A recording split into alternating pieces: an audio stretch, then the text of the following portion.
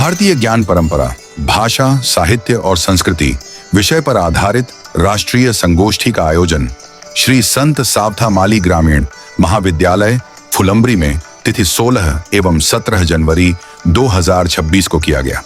इस संगोष्ठी के चतुर्थ सत्र में हिंदी गद्य साहित्य में भारतीय ज्ञान परंपरा, भाषा, साहित्य और संस्कृति इस विषय पर HPT आर्ट्स RY के साइंस कॉलेज नासिक के हिंदी विभाग अध्यक्ष प्रोफेसर डॉक्टर विजय प्रसाद अवस्थी ने अपने विचार व्यक्त करते हुए कहा, भारतीय ज्ञान परंपरा और इसका भाषा, साहित्य, संस्कृति के साथ में जो मिलाप है वो कैसे है, किस प्रकार है गद्य साहित्य के लिए।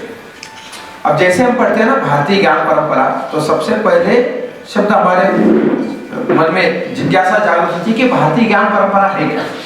संक्षेप में मैं आगे चलूंगा उसको लेकर के, क्योंकि तब तक गद्य तक पहुंचना लगभग असंभव है।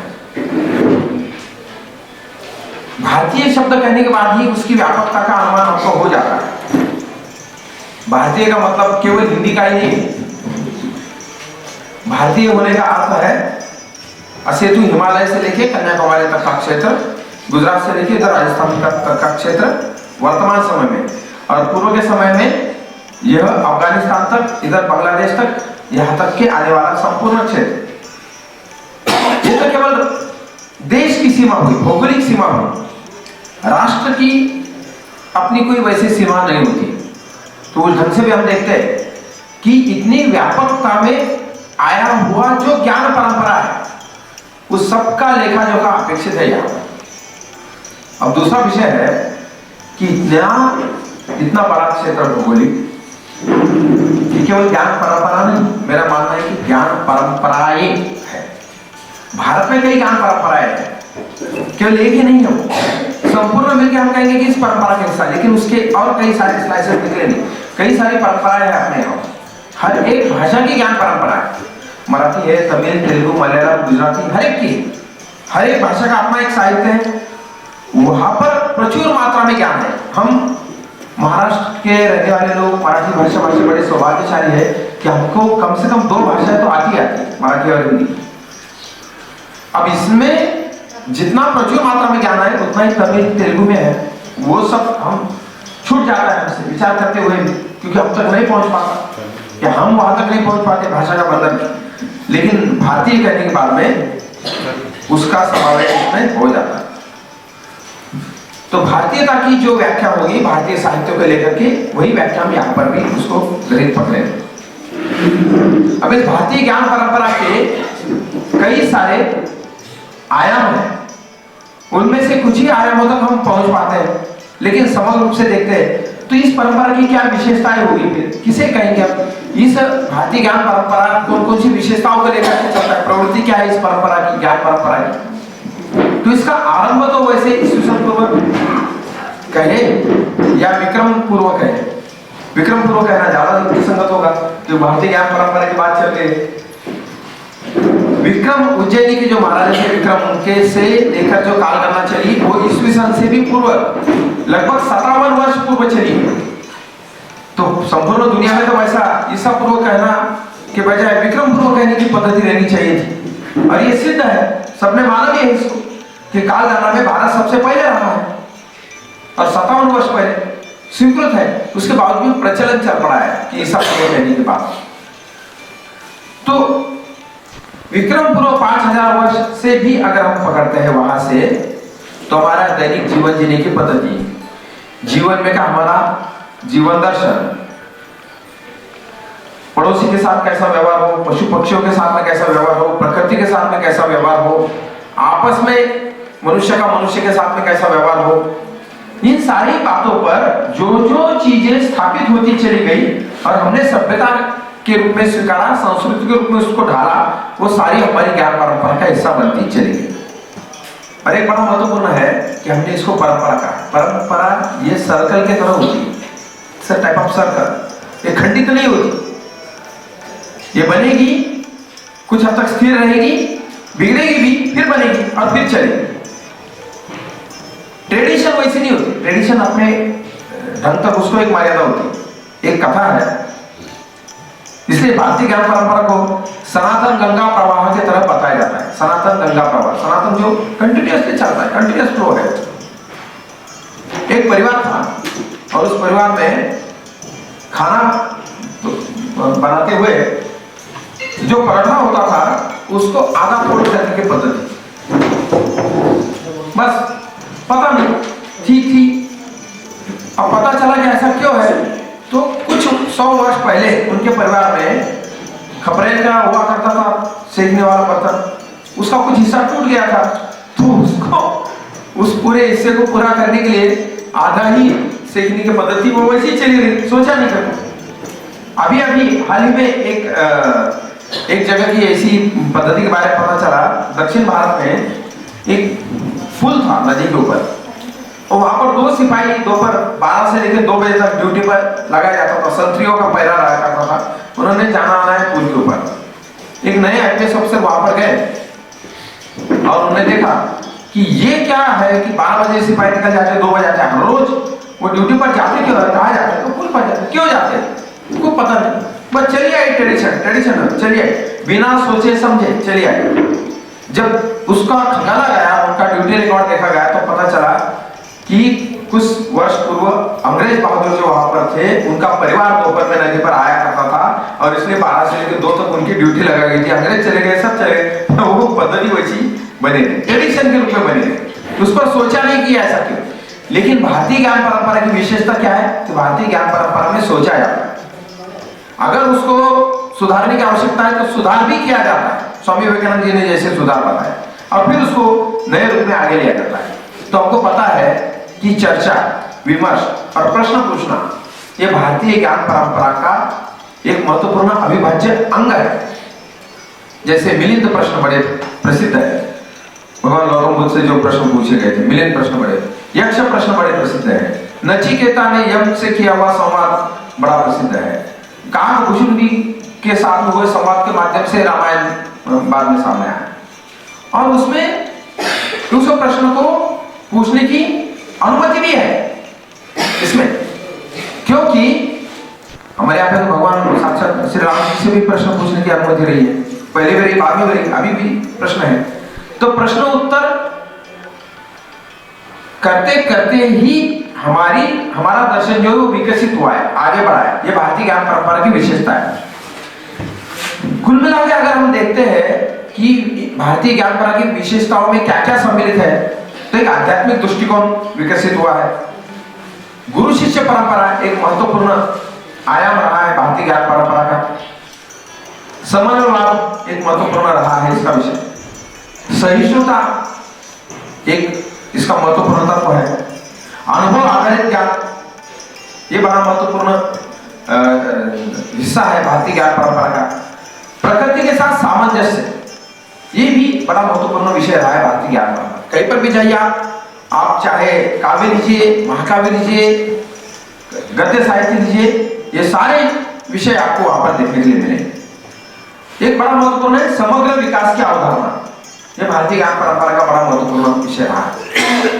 और हमको पता है समग्र विकास की अवधारणा में शिक्षा की जहां तक बात आती है, गुरुकुल जो हुआ करते थे ना, वो अभी जैसे कि स्पेशल इकोनॉमिक जोन होते हैं, उनका नियम होते हैं, उस एरिया में उनकी नियमावली चलती है सब, वैसा गुरुकुल जो होते थे वो एक स्पेशल इकोनॉमिक जोन की तरह ही होते थे। राजा भी अगर गुरुकुल में प्रवेश करेगा तो अपना रथ बाहर छोड़कर नंगे पांव वो दरवाजे पर जाएगा और तब वो शिक्षा के मंदिर में प्रवेश करेगा। ये ऑटोनॉमी थी उस वक्त। आज हम जिस ऑटोनॉमी की बात करते हैं उस वक्त में दी जा चुकी थी। आज हम चॉइस बेस्ड क्रेडिट सिस्टम की बात करते हैं। सर क्या हुआ था जब द्रोणाचार्य जी ने 5 पांडवों को बोला कि चलो चुन लो तुम्हारा मेजर सब्जेक्ट। माइनर तो थे सबके धनुष कमान, लेकिन मेजर फिर किसने गदा चुनी, किसने तलवार चुना, किसने धनुष बाण चुना, उसको जो लगा उसने वो चुना। अब ये तो चला ना, ये चॉइस बेस्ड क्रेडिट सिस्टम नहीं था तो क्या था, हमारी परंपरा में पहले से था। और इसलिए कंपटीशन भी जैसा विद्यार्थी रहेगा उसके प्रश्न और उसकी कंपटीशन भी उसी से, गदाधारी का युद्ध गदाधारी के साथ में हुआ करता था। अभी तो बाद में शिक्षा में सारा मतलब मछली है, एक चित्र मैंने देखा था कि मछली, बंदर, हाथी और चीता, और बोलते हैं कि चलो race must be begin, race शुरू हो जाएगी। रेस क्या है? जो सबसे पहले पेड़ पर चढ़ेगा वो जीत जाएगा। तो कैसे संभव है? लेकिन भारतीय ज्ञान परंपरा में इस बात का ध्यान रखा गया था कि विशेषता को बढ़ावा दिया जाए। आज हम देखते हैं असेसमेंट, हमको बोला क्या गया है एनईपी के अंदर, नियमित असेसमेंट, रेगुलर सडन असेसमेंट। तो बच्चे नहीं रहते हैं, फोन करके बुलाते हैं हम असेसमेंट की बात पर, लेकिन सडन असेसमेंट उस वक्त हुआ कर रहा था। कई सारी कथाएं भरी पड़ी हुई है गद्य साहित्य की, ये इस असेसमेंट से। कर्ण की कथा है कि कर्ण अपने गुरु का माथा अपने जगह पर लेकर उनका आराम चल रहा है, अरे भृंग जो है उसके पाँव में घुस जाता है, वो हिलेगा नहीं, हिलता नहीं है। फिर गुरु बोलते कि इतनी सहनशीलता तुझमें कैसे आई? प्रश्न सामने आया। अर्जुन की बात हमको पता है कि गुरु द्रोणाचार्य एक झूठ मूठ का प्रसंग रचते हैं कि एक मकर आ गया है, मगरमच्छ आया है, उनको पकड़ लिया, फिर उसने अपने ज्ञान का परिचय वहां पे दिया, उसको छोड़ा। ये प्रश्न भी चलते थे, परीक्षा भी चलती थी, और ये सब अपनी ज्ञान परंपरा का एक हिस्सा रही है। तो मानसिक, शारीरिक, भावनिक सभी तरह का विकास हो। सबसे बड़ी महत्वपूर्ण बात भारतीय ज्ञान परंपरा की रही है, वो है मौखिक परंपरा। एक मोहम्मद इकबाल की बड़ी अच्छी कविता है, शेर कहा है उन्होंने बाद में कि कुछ बात है कि हस्ती मिटती नहीं हमारी, दौरे जहां रहा है सारा दुश्मन सारा हमारा, सारी दुनिया हमारे दुश्मन है, लेकिन कुछ बात है कि हस्ती मिटती नहीं है। ये जो शब्द है ना इधर, कुछ ये क्या है? कुछ बात है। कौन सी बात है? ऐसी कौन सी विषय है, ऐसी कौन सी बात है कि हमारी हस्ती मिटती नहीं? तो वो बात है हमारी मौखिक परंपरा। मौखिक परंपरा ने हमारे संपूर्ण ज्ञान को शून्य रखा। वेद, उपनिषद, श्रुति, स्मृति, इसके माध्यम से ये बचे रहे। खिलजी ने जब नालंदा तक्षशिला को जलाया, कई वर्षों तक वो आग जलती रही, इतना सारा उसमें चला गया, उसके बावजूद भी कुछ ग्रंथ बचे रहे, बाकी तो दिमाग में थे। एक किसी आतताई आक्रमणकारी ने आक्रमण किया और एक आश्रम पर आक्रमण किया और वहां पे कह दिया कि तुम्हारे ये वेद उपनिषद हमको चाहिए। उन्होंने कहा ठीक है दे देंगे, एक साल भर की वक्त दीजिए, सब ले जाए। साल भर के भीतर वहां के ऋषि मुनि ने अपने बच्चों को सारा कंठस्थ कराया। बाद में कहा कि ये लो, ये अग्नि साक्षी, आप जो करने वाले थे हम भी करते थे आपके सामने, क्योंकि आप तो वो सेव हो गए। और ध्यान दीजिएगा, आज भी भारत में 10,000 गुरुकुल है। 6,000 गुरुकुल को तो सर्टिफाई कर दिया गया है, समझ में लिया गया है। उज्जैन में गुरुकुल सम्मेलन हुआ था सर कुछ समय पहले। 4,000 अभी भी मतलब नॉन रजिस्टर्ड है। इतने सारे जगह पर ये सारा का सारा ज्ञान का भंडार मौखिक रूप में। हमारे लोकगीत सबसे सुंदर साधन अगर होगा भारतीय ज्ञान परंपरा को समझने का, तो लोक साहित्य, लोकगीत, लोक संगीत है, क्योंकि अभी भी वो नॉन पोल्यूटेड जिसको कहेंगे उस फॉर्म में अभी भी बचे हुए हैं। सार्वभौमिकता, यह भारतीय ज्ञान परंपरा का विशेषता है। वसुधैव कुटुंबकम हम मानकर चलते हैं और उसके अनुसार हम बर्ताव भी करते हैं। ये भारतीय ज्ञान परंपरा के चलते हुए ध्यान में लीजिए ना कि ये केवल पुस्तक में नहीं, विशेषता क्या है इसकी? पुस्तक में नहीं है केवल, वो हमारे आचार और व्यवहार में समाहित हो गई। आज भी देखिए गांव में, या हम जब भी जाते हैं गांव में, देखिएगा अपने घरों में, अभी तो शहर में वो सुविधा नहीं रही, इसलिए मैं गांव का उदाहरण दे रहा हूँ। जब कभी माँ सुबह में हमको चाय के लिए बुलाती है, या चाय पहली बार जब चाय बनती है तो सीधे प्याली में नहीं आती सर, वो चूल्हे पे डालते जरा से। कोई भंडारा, कोई भोजन करना हो बहुत बड़ा, भंडारा करते हैं, शादी ब्याह में बड़ा भोजन करते हैं बड़ा, तो उस चूल्हे को पहले अर्पित किया जाता है। गाय का बछड़ा जब दूध निकालने के लिए छोड़ते हैं, गाय के पास में जाता है वो, तो घर में मुझे याद है दादी माँ पहले बोलती थी, पहले उसको पीने देना है, फिर बाद में दूध निकालना, जो बच्चे का वो अपना रहेगा। ये जो है वसुधैव कुटुंबकम वाला मामला, ये बड़ा ही अचरज में डालने वाला है।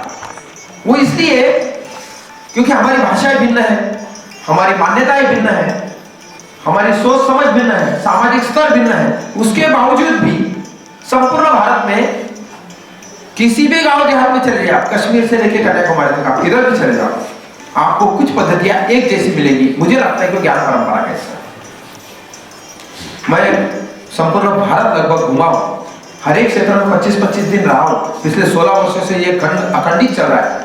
मई महीना 4-5 मई से 10 जून तक और दीपावली वाला मामला। यहां तक कि नेपाल में भी ऐसी पद्धति है। किसने बताया? क्योंकि एक पीढ़ी से दूसरे पीढ़ी तक वो संक्रमित होते गई है ये बात कि ऐसे ऐसे करना है। अब एक और उदाहरण दूंगा मैं आपको। शादी ब्याह, हर एक समाज की शादी ब्याह की पद्धति अलग है, रीति अलग है, परंपरा कुछ कुछ हद तक जरा से भिन्न है।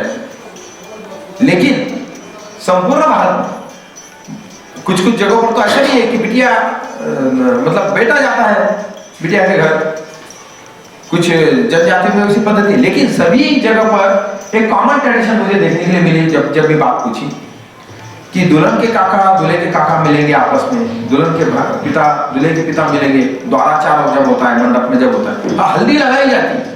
हल्दी का कनेक्टिविटी है ही है और मंगलसूत्र वाला कनेक्टिविटी है। ये सब जगह पर लगभग एक समान है, कहाँ जुड़ा हुआ है। आगे हम चलेंगे तो हम देखेंगे कि सारे गद्य साहित्य में, मैं इसलिए विस्तार से बताया विशेषता कि आगे चल करके हम सभी गद्य साहित्य में इसका प्रत्यक्ष रूपांतरण क्रियान्वयन देखेंगे और वो हुआ हमको दिखाई देता है। इसका कारण है कि समग्रता, अखंडता, व्यापकता ये जैसी विशेषता है क्योंकि संपूर्ण भारत का चित्त यह एक है, एक ही चित्त है, जिसको बाद में एक मनोवैज्ञानिक ने, जिसका नाम जैसे मैस्लो रहा है, मनोविश्लेषण का सिद्धांत का जनक एक और व्यक्ति रहा है, उन्होंने बाद में एडलर ने, फ्राइड के बाद एडलर ने कलेक्टिव अनकॉन्शियस ऐसा कहा, चित्त की एकाग्रता सब जगह पर एक जैसा। किसी विशिष्ट परिस्थिति में केरल का आदमी जैसा निर्णय लेगा वैसा ही उत्तर भारत का व्यक्ति भी निर्णय लेगा, विशेष रूप से सामाजिक, धार्मिक, आध्यात्मिक, दार्शनिक क्षेत्र में, क्योंकि वो हमारे जीवन का अविभाज्य हिस्सा है। हमको नहीं पता है कि हम क्या सीख रहे हैं। हमारे दादाजी, हमारे पिताजी ने अनायास कोई बात कर दी, वो हमारे जीवन का एक हिस्सा बन गया और आगे वो ज्ञान प्रणाली का भी हिस्सा बनकर सामने आया। अभी हम देखेंगे कि ज्ञान प्रणाली का जो विकास क्रम है कैसा होता गया है, कैसे कैसे उसके चरण रहे, कौन से सोपान रहे हैं। आज की जो भारतीय ज्ञान प्रणाली की बात हम कर रहे हैं वो अचानक ही सामने नहीं है। उसके एक मोटे तौर पर मैंने ये देखा कि उसके एक 2-3 कालखंड गिनाए जा सकते हैं, जिसमें मंत्र काल जो विक्रम पूर्व 5000 वर्ष पूर्व रहा है, उस वक्त में यह साक्षात्कारी भाव से रहा करता था, दार्शनिक आधार ज्यादा था इसमें। इस वक्त के लिखे गए ग्रंथों में मंत्रों का जिक्र ज्यादा है और आध्यात्मिकता है, स्वानुभूति के ऊपर है। अनुभूति कुछ हुई उसको टाल लिया, उसको लिख लिया, और अभी चल करके हमको समझ में आता है कि कुछ तो प्रभाव है। अब मान लीजिए जैसे असहमति हो सकती है क्योंकि वाद विवाद समाधि भारतीय परंपरा है, कुछ लोग असहमत हो सकते हैं। आज हम मोबाइल को वॉइस पासवर्ड देते हैं, होता है ना, पासवर्ड देते हैं। मंत्र आखिर क्या है? क्योंकि ध्वन्यात्मक ढंग से लघु गुरु की मात्रा होगी, कंप्यूटर की भाषा में बाइनरी कोड में कहेंगे हम उसको, उस ढंग का कुछ होगा, बीट्स बाइट्स में कुछ होगा, लेकिन था तो प्रभाव उसका भी। दूसरा प्रभाव हमको क्या देखने के लिए और चाहिए कि हम लोग आज कम्युनिकेशन स्किल की बात करते हैं, हम लोग आज स्किल डेवलपमेंट की बात करते हैं, संत साहित्य के माध्यम से स्किल डेवलपमेंट कहाँ होता है बातचीत में वो देखते हैं। तो जब हम किसको कहते हैं भाई आपका घर बड़ा अच्छा है, आप ठीक लग रहे, तो व्यक्ति प्रसन्न होता है। वही बात थोड़ी उल्टी बोल दो, थोड़ा ताना मार दो तो रिवर्स आपको तुरंत उसका नतीजा सामने के सामने भुगतना पड़ सकता है। शब्द की ताकत है ना, शब्द शक्ति है ना। अभी लक्षा व्यंजना जैसी कहा वैसी वाणी भी है ना, वैखरी है, पश्चिमी है, वो जैसी वाणी के प्रकार है वैसे ये भी है, उसका प्रभाव तो होगा। इस चीज को ध्यान में रखते उस वक्त में जो समय रहा है मंत्र काल का, उस वक्त में पुस्तक लिखे गए, उसके बाद उसको सूत्र रूप से आया, इसलिए सूत्र काल बाद में कहा गया, जो विक्रम के आविर्भाव के समय तक था, 1000 वर्ष विक्रम के पूर्व विक्रम के आविर्भाव। यहाँ पर दर्शन परंपरा विकसित हुई भारत की, फिलोसॉफी जो रही है दर्शन परंपरा। और दर्शन परंपरा ध्यान में लीजिए, ये अगर हमने बात समझ ली तो मुझे लगता है कि वर्तमान समय की संपूर्ण भारतीय ज्ञान प्रणाली संपूर्ण विश्व की ज्ञान प्रणाली से भिन्न कैसे है और आज उसकी प्रासंगिकता क्या है, ये चीज हमारे समझ में आ जाती है। ये जो समय रहा है दूसरा सूत्रकाल का, जिसमें भारतीय दर्शन परंपरा विकसित हुई, उसी दर्शन परंपरा ने वर्तमान समय के हमारी सोच को, हमारी प्रवृत्ति को, हमारी वृत्ति को विकसित किया, हमारे मानस का संस्कार किया। इसलिए जब हम कहते हैं ना मानस का संस्कार, ये बहुत बड़ी बात है, जो बाद में भारतीय ज्ञान परंपरा का इसी हिस्से को निबंधकारों ने आगे बढ़ा हुआ हम देखने के लिए मिलता है। रामचंद्र शुक्ल जी के अधिकतर निबंध आप पढ़ लीजिएगा मानस के संस्कार के रूप में ही, क्योंकि वहां पर जितनी मनोवृत्तियां हैं एक एक विषय पर निबंध लिखे गए। ईर्ष्या तू न गई मन से, सुंदर निबंध है, ईर्ष्या विषय पर है, चित्त विषय पर है, सब कुछ है। और हमारे यहाँ पर देखिए लेयर्स बहुत है। भारतीय दर्शन में, भारतीय ज्ञान प्रणाली में विदेशों की ज्ञान प्रणाली का एक ही हिस्सा है माइंड। माइंड कह देंगे खत्म हो गया, हमारे यहाँ पे नहीं, चित्त है, अंतरचित्त है, दुश्चित्त है। हम कहते हैं ना उसने दुश्चित्त से काम किया है, उसकी लेयर्स है। उसके बाद में आता है विकास काल, जो प्रथम शती से लेके विक्रम के 10वीं शती तक आता है। इस दरमियान भाष्य किए गए, इस दरमियान अंकों की भी खोज हुई। जानकर आश्चर्य होगा कि अंकों की खोज भारतीय ज्ञान परंपरा का महत्वपूर्ण हिस्सा है, विशेष रूप से शून्य। इसकी सबसे पहले पहचान जिन्होंने की वो अरब थे।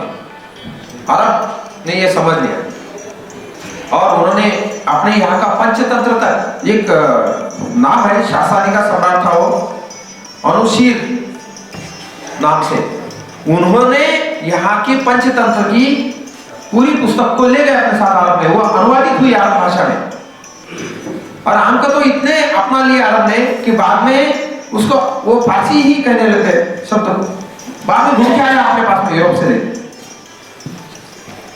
दर्शन के क्षेत्र में जब हम देखते हैं कि भारतीय दर्शन ये विकसित हुआ, न्याय दर्शन विकसित हुआ और इस दर्शन को हमने समय समय पर विस्तार दिया, बढ़ाया और आवश्यकता पड़ने पर उसको कम भी किया। जैसे मैंने कहा इसके पहले कि भारतीय ज्ञान परंपरा सनातन गंगा प्रवाह के समान है। गंगा का प्रवाह अखंडित बहता है, किसी ऋतु में थम जाती है गंगा, पानी जम जाता है, फिर से ऋतु बदलती है और बहने लगता है। भारतीय ज्ञान परंपरा प्रवाहित थी, मध्य में कुछ समय आया जब वो अवरुद्ध हुई, अब वो फिर से प्रभावित होना आरंभ हुआ है और ये आरंभ होती रहेगी। प्रश्न, जिज्ञासा, संदेह, सृष्टि के रहस्य की खोज करना, ये भारतीय ज्ञान परंपरा का बड़ा महत्वपूर्ण हिस्सा रहा है। कभी कभी संवाद जब होते हैं बड़े दार्शनिक स्तर पर पहुंच जाते हैं। हम कहते हैं तुम कौन, तो तुम कौन कहते के साथ में जो हिंदी के छात्र हैं उनको कामायनी की शायद वो पंक्ति याद आती होगी, श्रद्धा से कहा हुआ तुम कौन, कौन तुम, यहां से शुरू हुआ संवाद। लेकिन ये जब किसी को कहा, शंकर के समय में तो अहम ब्रह्मास्मि, मैं ही ब्रह्म हूं, ये दर्शन विकसित हुआ। देखिए दुनिया के बाकी सभी दर्शन शास्त्र में, दुनिया के बाकी सभी धर्म में एक ही ईश्वर माना गया है। उसका कारण भी है, उस तक हम चलेंगे बात। और वो कहा गया है कि वही एक है और कोई नहीं। जबकि भारतीय विचार में, भारतीय विचार परंपरा में, भारतीय दर्शन में केवल वो एक नहीं, वो अनेक है। कितने अनेक हैं? अगर एक चाहिए तो एक है, दो चाहिए तो राधे राधे बोल के दो हो गए, तीन चाहिए तो दत्तात्रेय के रूप में ब्रह्मा विष्णु महेश है, चार चाहिए आप चार, 33 प्रकार के देवता आपको भी। इससे भी अगर आपको लगता है कि मेरे मानस का, मेरे मन का ईश्वर कोई और है, तो शास्त्र में प्रावधान है, नर्मदा जी का कोई भी एक पत्थर उठा लाओ, उसके मार्जन करो, रखो, उसको अपने मन का ईश्वर मानो। लोक साहित्य में अगर हम देखते हैं तो हर एक गांव के आजू बाजू में आपको ऐसे देवताओं के दर्शन हो जाए। तो हम क्या करते हैं, हमने ये ढूंढने का प्रयास किया भारतीय ज्ञान परंपरा में कि सृष्टि का कर्ता कौन है। अगर ईश्वर करता है तो फिर ईश्वर का कर्ता कौन है? एक बड़ी अच्छी सीरियल आया करती थी पहले, अभी भी देख लीजिए जिनको जिनको संभव है देखना, और यूट्यूब पर उपलब्ध है अभी। पहले तो उसके लिए कॉपीराइट लगता था, दूरदर्शन से मंगवाना ही पड़ते थे। इसे भारत एक खोज, भारत एक खोज का जो टाइटल सॉन्ग है वो जो शुरू होता है वो इसी ऋचा से शुरू होता है। सृष्टि का कौन है करता, करता जो कौन अकर्ता, ऊंचे आकाश में रहता, सदा अध्यक्ष बना रहता, एक ही है। फिर उसका भी करता कौन है, प्रश्न में से उत्तर, उत्तर में से प्रश्न, प्रश्न में से उत्तर। ऐसी भारतीय ज्ञान परंपरा विकसित होती चली गई। और इसलिए जब हम कहते हैं कि हमने विस्तार दिया, हमने आगे बढ़ाया, हमने स्मृति और स्मृति के माध्यम से क्या हमने याद रखा, भारतीय ज्ञान परंपरा उन ढंग से चली, कितनी ज्ञान परंपरा आगे बढ़ती चली गई। देखिए हम नजदीक रहते हैं अजंता के, आज भी अजंता की जैसी चित्रकारी की मिसाल पूरी दुनिया में। ऐसे कौन से रंग इस्तेमाल किए गए वहां पर सैकड़ों वर्षों से जैसे कि वैसे हैं। एलोरा में ऐसी कौन सी विकसित बुद्धिमत्ता की एक ही प्रस्तर खंड में संपूर्ण शिलालेख का वहां पर काम किया है, शिल्पकला। आज हम जब बोलते हैं शिल्पकला की बात आती है और फादर ऑफ ऐसा जब आर्किटेक्ट आता है, किसी विदेशी व्यक्ति का नाम आएगा, हमारे नल किधर चले गए, हमारे विश्वकर्मा जी कहाँ गए, क्योंकि उसको स्थापित नहीं किया गया। उसको स्थापित करने की जरूरत है, वो करेंगे तो समझ में आएगा कि भारतीय ज्ञान परंपरा बहुत समय से रही है। और आज हम देखते हैं कि इस ज्ञान परंपरा को बनाए रखने के लिए एक सुंदर व्यवस्था की गई थी। उसको भी ध्यान में लेंगे तो आगे गद्य में कैसे रूपांतरित हुई भी समझेंगे। हमारे भारतीय ज्ञान परंपरा में 4 आश्रम माने गए थे। पहला ब्रह्मचर्य आश्रम, उसके बाद में गृहस्थ आश्रम, वानप्रस्थ आश्रम, संन्यास आश्रम। 25-25 वर्ष के बाद में बदल जाता। तो समाज के हर वर्ग समूह का आयु के अनुसार क्या कर्तव्य होना चाहिए ये उसमें निर्धारित था। अब देखिए रामायण में की बात आती है कि दशरथ राजा एक बार शीशे के सामने खड़े रहे और उन्होंने देखा कि उनके सर में कुछ बात पक गए हैं और उन्होंने निर्णय लिया कि अब युवराज घोषित कर देना चाहिए, और एक पद्धति थी। अब देखिए ना क्या होता है अब तो युवराज ही घोषित होते, अब तो जो है लंबे समय तक चल रहा था। युवराज स्वयं वो महाराज को बोलता है कि तकलीफ आप चले जाते हो। समस्या कैसे तैयार हुई, समस्या ऐसी तैयार हुई। अगर भारतीय ज्ञान परंपरा के अनुसार अगर हम चलते और उसमें से प्राप्त अनुभव को और ज्ञान को अगर कुछ हद तक प्रयोग में लाते तो मुझे लगता है कि समस्याएं कुछ हद तक कम हो। गोदाम में हम देखते हैं होली को, तो एक समय देखता है कि आप कुछ जिम्मेदारियां गोबर पर छोड़ देनी चाहिए, गोबर पर डाल देनी चाहिए, तो डालता है। याज्ञवल्क्य के बोल के ऋषि थे, उनकी पत्नी मैत्रेयी, जब ये आश्रम की बात आती है, वानप्रस्थ में से संन्यास में जाना होता था, तो शास्त्र का आधार बताया गया था कि पत्नी की अनुमति लेनी चाहिए, तभी तुम संन्यास जो वानप्रस्थ में जा सकते हो, परिवार छोड़ करके जा सकते हो। तो उन्हें कहा, ऋषि ने अपनी सारी जायदाद 2 पत्नियों के नाम, बच्चों के नाम उनका बाटा ऐसा कर दिया और फिर अनुमति मांगी। तो उनकी पत्नी ने कहा कि जहां पर तुम जा रहे हो ना, वो निश्चित रूप से इस धन से कहीं ज्यादा कुछ प्राप्त करने के लिए जा रहे हो, तो वो ऐसा मुझे दीजिए कि जो प्राप्त होने बाद और कुछ प्राप्त करने की इच्छा न रहे। तो भारतीय मानस में इच्छा से निवृत्ति ये महत्वपूर्ण ज्ञान परंपरा का हिस्सा है, हमें नहीं चाहिए। रामायण में कहा बड़ा ही हृदय स्पर्शी महत्वपूर्ण प्रसंग है जो भारतीय ज्ञान परंपरा के एवं दर्शन के सौंदर्य को खोलकर हमारे सामने रख देता है। चित्रकूट सभा का प्रसंग विश्व में सभी जगह पर राजाओं में वहां पर इस बात को लेकर वाद विवाद चलता है कि मुझे चाहिए, मुझे चाहिए। आज का भी संघर्ष क्या है, मुझे चाहिए, मुझे संपत्ति चाहिए, मुझे पद चाहिए, मुझे सत्ता चाहिए। चित्रकूट सभा में लेकिन भरत को भी राज्य नहीं चाहिए, राम को भी नहीं चाहिए, दोनों बोलते हमें नहीं चाहिए। वो नहीं चाहिए वाला संवाद वहां पर घटित हो रहा है। बड़ा ही सुंदर प्रसंग, ये भारतीय ज्ञान परंपरा से वहां तक है। वो कई कथाओं में बाद में हमको दिखाई देने लगता है। 2 भाइयों की कथा प्रेमचंद ने बड़ी सुंदर लिखी, शायद इसी भारतीय ज्ञान परंपरा के कुछ हिस्से से प्रभावित होकर ही वो चित्र वहां पर आया है। अलगोजा नाम की उनकी एक कथा है, ऐसा ही अलगोजा, अलगाव होना, अलग अलग बंटवारा कर देना। समांतर रेखा है, एक नाटक है, लेखक का नाम मुझे याद है। समांतर रेखा में बताया गया कि दोनों भाई भले चाहे अलग अलग रहे, रेल के पटरी की तरह रहे, साथ साथ रहेंगे, एक दूसरे का साथ देंगे, इकट्ठे कभी नहीं होंगे। तो कुल मिलाकर हम देखते कि ये दर्शन आगे चलता हुआ दिखता है। 4 पुरुषार्थ की बात कही गई थी, धर्म अर्थ काम मोक्ष। व्यक्ति के ये 4 पुरुषार्थ, इसके लिए वो कार्यरत रहे, ज्ञान परंपरा का हिस्सा था। आज के समय में हमको उसको जैसे के वैसे लेने की जरूरत नहीं है, हम उसको प्रासंगिक बना लें। आज हमारा धर्म क्या है? छात्र का धर्म है पढ़ाई करना, अध्यापक का धर्म है पढ़ाना, किसी सरकारी कर्मचारी को जिस पद पर नियुक्त किया गया है उसका धर्म है उस पद, जिस कारण से उसको नियुक्त किया गया है वहां का संपूर्ण काम उसी ईमानदारी के साथ में करना। अगर ये सब जगह ठीक ठीक चलती रहे और ऐसे अगर होता रहे तो समाज में की अधिकतर समस्याएं लगभग कम होती हुई हमको नजर आएगी। इसलिए हम देखते हैं कि ज्ञान परंपरा में ये 4 पुरुषार्थ भी महत्वपूर्ण है। दर्शन क्या है? भारतीय दर्शन कैसे विकसित होता गया और ज्ञान परंपरा का हिस्सा आज भी हमारे जीवन में कैसे है? आज भी हम दूसरों के लिए विचार करते हैं। साहित्यकार देखिए, साहित्य से भावम साहित्य व्याख्या हुई, जो जिसमें हित का विचार किया गया दूसरे के। साहित्य की सभी भारतीय मनीषियों ने की गई साहित्य की व्याख्या देख लीजिए, वहां पर परहित विचार ही है, दूसरों के भले का ही सोचा गया है अधिकतर जो व्याख्या है। और उसके बाद जो हेतु है और जो उद्देश्य है साहित्य की निर्मिति के, वो हेतु और उद्देश्य भी परोपकारी है, समाज के हित के लिए दिए गए।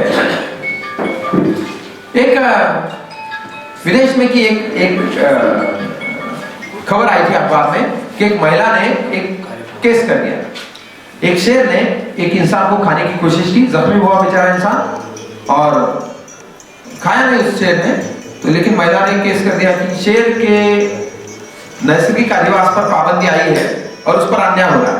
तो अदालत ने निर्णय दिया कि भाई शेर जरूरी है, उनसे भी जरूरी इंसान है, और इसलिए इंसान की सुरक्षा करने के लिए भले चाहे शेर को मारा जाए तो भी चले।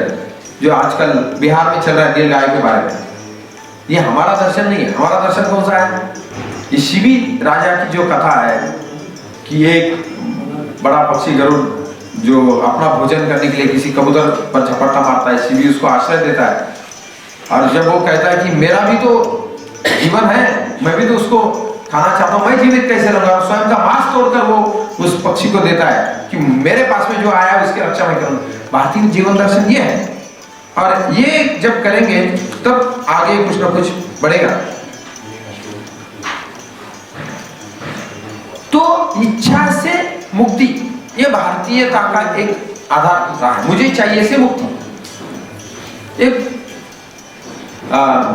सोक्रेटिस सिकंदर के बारे में कथा बताई जाती है, इसमें से कथाओं के माध्यम से हमको भारतीय ज्ञान परंपरा का कुछ हिस्सा सामने आता हुआ दिखता है। उसने सारी दुनिया जीत ली, भारत में भी आया, भारत पर, उत्तरी भारत पर आक्रमण किया, और उसको पता चला कि ये सारे राजाओं की संपत्ति तो मैंने अपने कब्जे में कर ली, लेकिन एक आश्रम है और अभी भी वो आश्रम जो है वह वहां के ऋषि के ही कब्जे में है।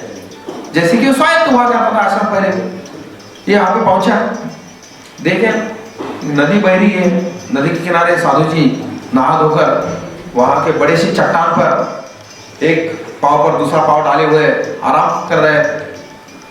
ये वहां पर उसका घोड़ा वहां पर जाकर रुकता है, उसको बोलता है कि मैं सिकंदर हूँ, मैंने सारी दुनिया जीती। तो मैं आया हूँ यहाँ पर। बोलता तो बोले बोलो तुम्हें क्या चाहिए? तुम ऐसे फकीर की तरफ पड़े हो, सन्यासी हो, साधु, बोलो तुम्हें क्या चाहिए? कुछ देर उत्तर नहीं देता, थोड़ी देर के बाद में बोलता है एक काम करो मेरा, अगर तुम मुझे कुछ देना ही चाहते हो जरा सा बाजू में हट जाओ, तुमने मेरी धूप रोक के रखी है। तो इच्छाओं से मुक्ति का ये भारतीय दर्शन वर्षों से रहा है और वो आगे बढ़ता चला है। अब ये अगर हम देखते हैं कि किस तरह से संपूर्ण दुनिया में ये व्याप्त हुआ है, उसमें फिर भारतीय ज्ञान परंपरा भिन्न कैसे थी? तो यूनान जो था पूरा देश, बाद में रोम वगैरह, ये सब ये ड्रिवन होते थे माइंड से, बुद्धिमत्ता से, बुद्धि से चलते थे। जितने भी सिद्धांत था पहले उन्होंने बुद्धि से शस्त्र चलाया, वहीं पर बाद में विद्वान पैदा हुए, नए नए साहित्यिक सिद्धांत उन्होंने रखे, लेकिन है वो बुद्धि के। चीन आचार व्यवहार पर ध्यान गया और भारत ने आध्यात्म विषय पर ध्यान दिया। भारत की फौजें कभी भी बाहर इसके लिए नहीं गई कि दूसरे देश पर आक्रमण करें, वो आध्यात्मिक विषय पहुंचाने के लिए ही वहां पे गए। भारत से अगर ये लोग बाहर गए होंगे, जापान गए, श्रीलंका गए, तो यहाँ का बौद्ध दर्शन लेके ही गए, यहाँ का दर्शन लेके गए, आध्यात्मिकता लेकर गए, लेकिन इस तरह से नहीं। तो उसका परिणाम क्या हुआ देखिएगा कि एक फिलॉसफी पूरी दुनिया में, एक दर्शन, एक ज्ञान प्रणाली, और दूसरा उसके सामने खड़ा भारत का वैदिक दर्शन, हेब्राइक दर्शन बोलते हैं उसको, या हेब्राइक ज्ञान प्रणाली बोले उसको। तो तुलना कैसी होगी, केवल मैं आपके सामने रख रहा हूं इन बिंदुओं को, आप उसको जोड़ लीजिएगा और अधिक। हेब्राइक में यहूदी, इस्लाम और क्रिश्चियन, ये तीनों का केंद्र एक ही है। तीनों की विचारधारा ईश्वर को लेकर लगभग समान समान है, स्वरूप में फर्क है। निर्गुण तो सब जगह है, लेकिन मतलब निराकार है, निर्गुण नहीं है, गुण तो है उधर। तो तीनों का शुरुआत अगर हम देखते, इसलिए इजराइल वाला जो जन्मस्थली का विषय है, तीन तीन धर्म उस पर अपना हक जमा रहे। उतने दो एकड़ की जमीन है, केवल 2 एकड़। उनका आदि पुरुष तो एक ही रहे, विचार बाद में अलग अलग हो गए। सबका कॉमन एक चीज रही है, लेकिन वो रही है वॉर्स, पावर, सत्ता, विस्तार और दुनिया भर में राज करने की इच्छा। यहूदी लीजिए, इस्लाम लीजिए या क्रिश्चियनिटी लीजिए, भारत के वैदिक दर्शन से भी या वैदिक सनातन धर्म से भी जैन, बौद्ध और सिख सेक्ट्स अलग अलग दिखते हैं।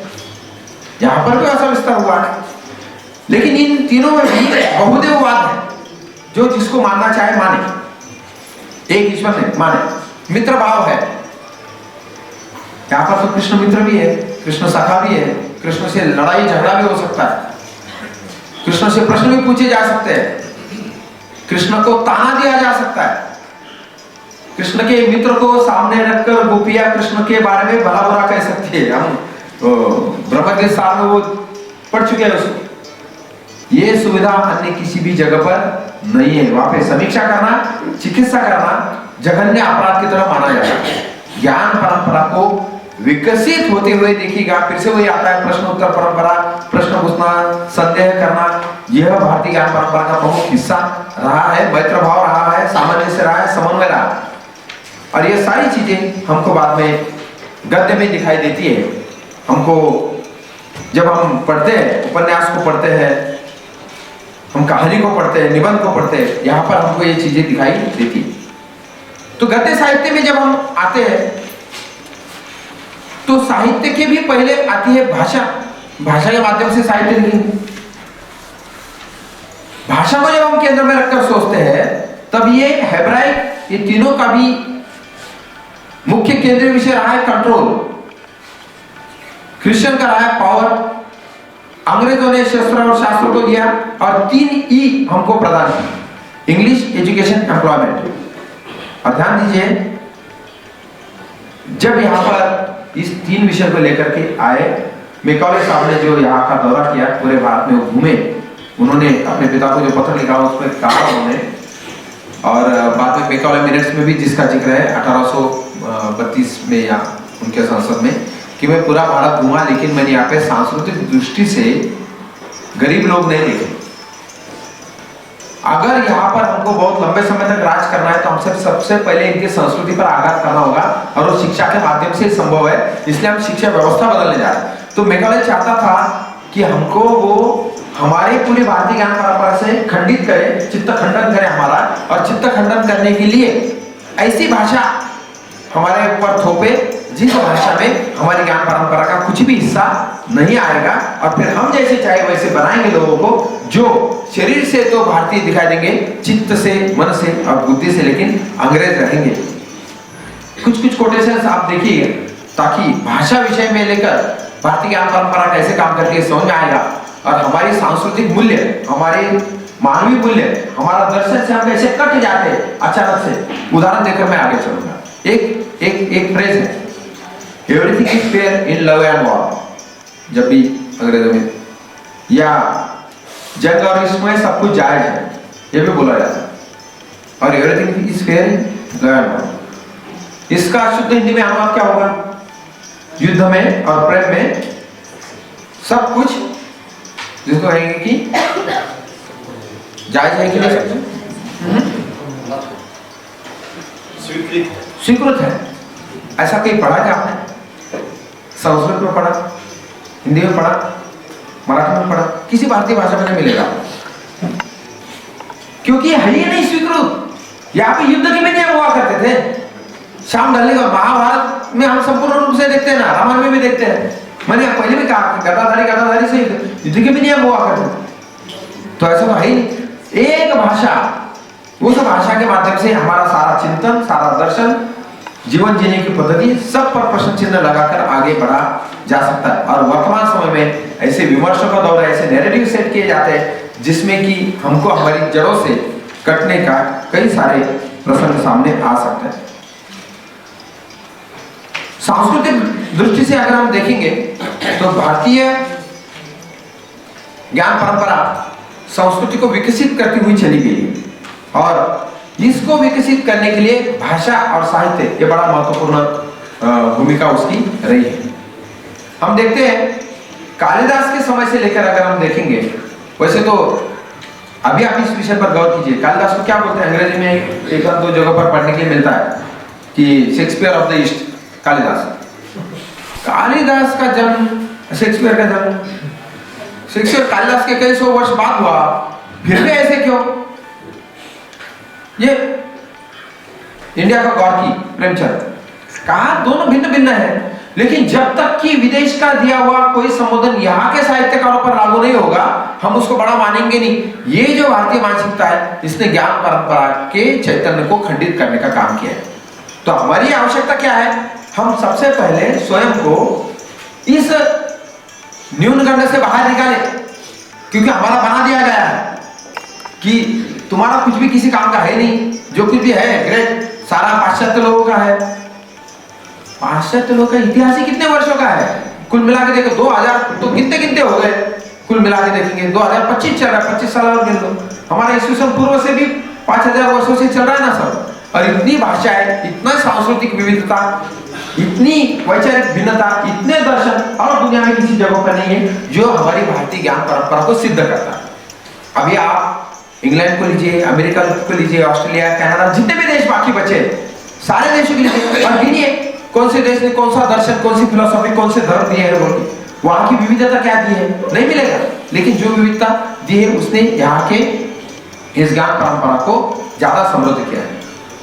रक्ताभिषेक नाटक है जयप्रकाश सिन्हा का, उसमें आप देखते हैं कि वो बोलता है कि देखिए, राजा भी अगर राज्य के लिए खतरा पैदा होने लगे तो ऐसे राजा को हटा देना चाहिए।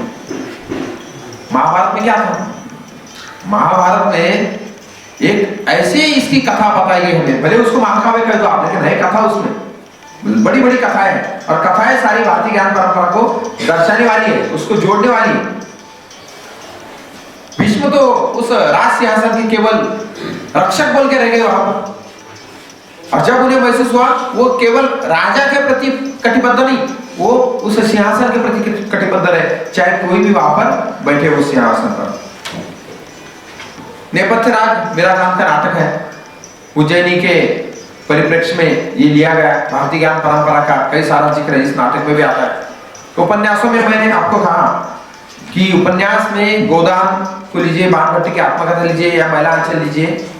महिला आंचल खास रूप से अगर हम देखते हैं, यहाँ पर तो पूरे के पूरे लोक संगीत, लोक की बात आई है, लोक की बात आई है। यहाँ पर जो भारतीय दृष्टिकोण से पंचकोश जो है, ज्ञानमय, अन्नमय, आनंदमय, इन कोशों पर फणीश्वरनाथ रेणु ने बड़ी अच्छी बात कही, और उन्होंने कहा कि भारतीय जनमानस को अगर बदलना होगा तो यहाँ पर सांस्कृतिक परिवर्तन लाना बड़ा आवश्यक रहेगा। सांस्कृतिक विषय ही यहाँ की सामाजिकता को बदलकर रख सकता है। मुझे लगता है कि भविष्य में अगर हमको भारतीय ज्ञान परंपरा को सही मायने में संवर्धित करना है, उसको आगे बढ़ाना है और उसको बचाए भी रखना है, तो लोक साहित्य, लोक संगीत और लोक परंपरा की तरफ हमको गंभीरता से देखने की आवश्यकता है।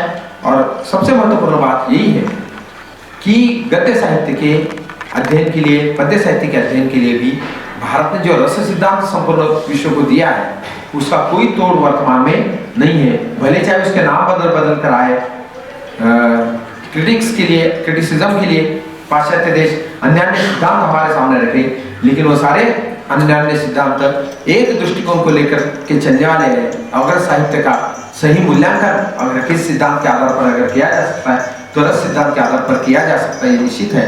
केवल एक चीज की तरफ हमको ध्यान देना है, जब कभी किसी विदेश में कोई खोज होती है, वो खोज सामने आती है, तब हम बाद में भारतीय जाके बोलते हैं कि ये तो हमारे वेदों में लिखा हुआ है, ये उपनिषद में लिखा हुआ है, पहले ही है। तब दुनिया को लगता है कि ढूंढ ढूंढ के लाके दिखा रहे हैं। बल्कि आवश्यकता ये है कि हम ही सबसे पहले हमारी ज्ञान परंपराओं का विस्तृत गहराई के साथ में अध्ययन करें और सबसे पहले हम प्रस्तुत करें कि हमारे पास में क्या है। तब कहीं जाकर के मुझे लगता है कि हम सारी दुनिया को सम्मुख ये रख सकते हैं कि भारतीय ज्ञान परंपरा सही मायने में काफी प्राचीन और वर्तमान युग में भी प्रासंगिक है। और जो चेतना की एकात्मता हमारे सम्मुख आई है भारतीय ज्ञान परंपरा के माध्यम से, जिसने संपूर्ण देश को इकट्ठा बांध करके रखा हुआ है और समृद्ध किया है, वो चेतना की एकात्मता भारतीय ज्ञान परंपरा का मुख्य आधार रहा है, मुख्य बिंदु रहा है। इस विस्तृत व्यापक विषय को मैं अपनी सीमित बुद्धि के माध्यम से जितना समझ पाया हूँ, जितना समझाया, जितना आपके सामने प्रस्तुत करने का मैंने प्रयास किया है, आप सब ने उसको बड़े शांति से सुना, समझ लिया। इसके लिए मैं आपके प्रति हृदय से धन्यवाद ज्ञापित करता हूँ।